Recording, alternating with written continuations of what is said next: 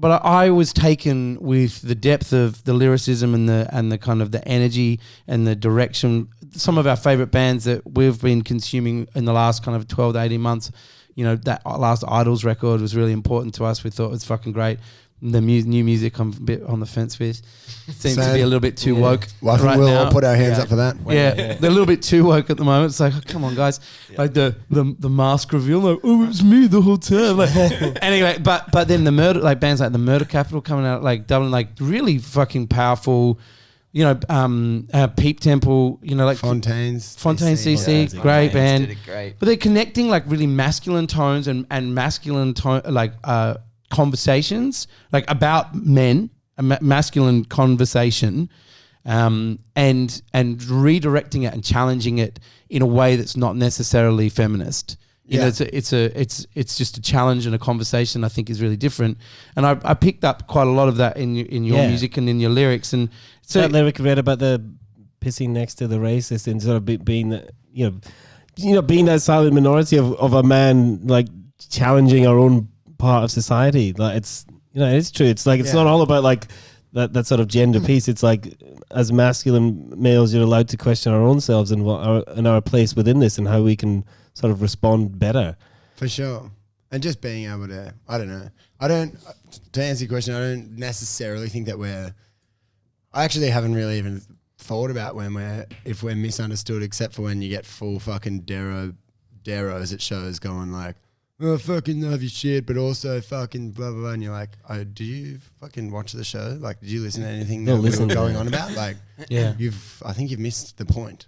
But that doesn't happen often. I don't know. And that's about finding your audience. It's always going to happen. Yeah, and like I don't necessarily, because that's the other thing. Like you don't want to be in a fucking echo chamber just going, oh, I read this fucking thing recently. I'll write a song about that. Everyone we think the same as you. Everything you've said is like exactly how I think. And the danger of that is the moment that you have something different to say, which is slightly off kilter with what the echo chamber's fucking yelling about, then right now we get like the world shouts you down, or the echo chamber that you're in. So if you're standing within it and talking as if you've got some level of importance, and then you go, oh, I need to change my fucking view on this because something's happened in my own fucking personal life, and then all of a sudden you're like, what?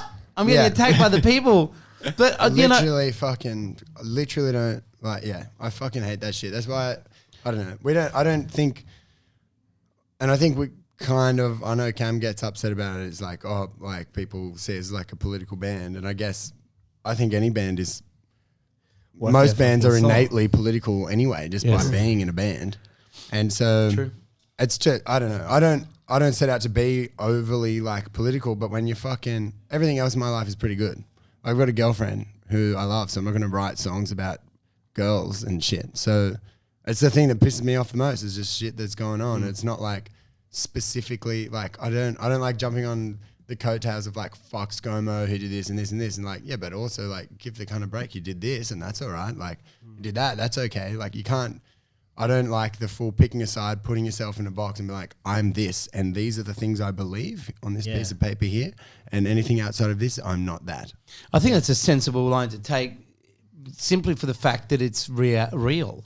You know, like the idea that you can align yourself so wholeheartedly with something or someone or an idea to the degree that your entire being, like that's where what ideology is, and what the danger of ideology is that you become so invested that you can't, in a concept, in a thought process, in an idea, in an ideology, that you, even when it's proven to be unhelpful, destructive, and anti-ethical to everything that you fucking stand for and every other part of you have to stick with it, because without it, you've just take away the foundation from which you've built your life, which is where religion's really damaging to people, because all of a sudden you go, but it's like scientifically proven that the world isn't 6,500, and then people go, but you know, dinosaurs is there to test us. And I think the other thing too about that is like people's,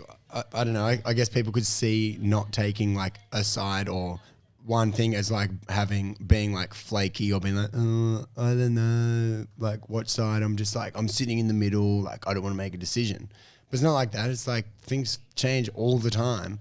You just make the decisions as they come, and it's not Yeah. like, it's not like, I don't know, man. I'll just donkey vote this year. It's like, this And year, opinions are there to be this person should be in because they've done the best Talk things. about it.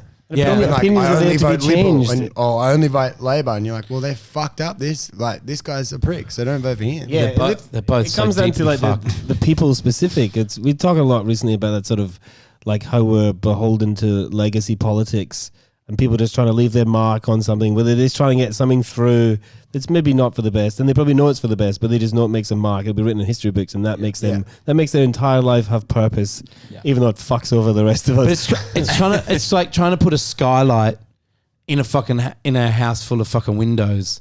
You know, just because you fucking can. It's like, no, you don't need beautiful way to. of putting it. There's no Take it. point Add there. anything. Hey, you're welcome. Yeah, thank you.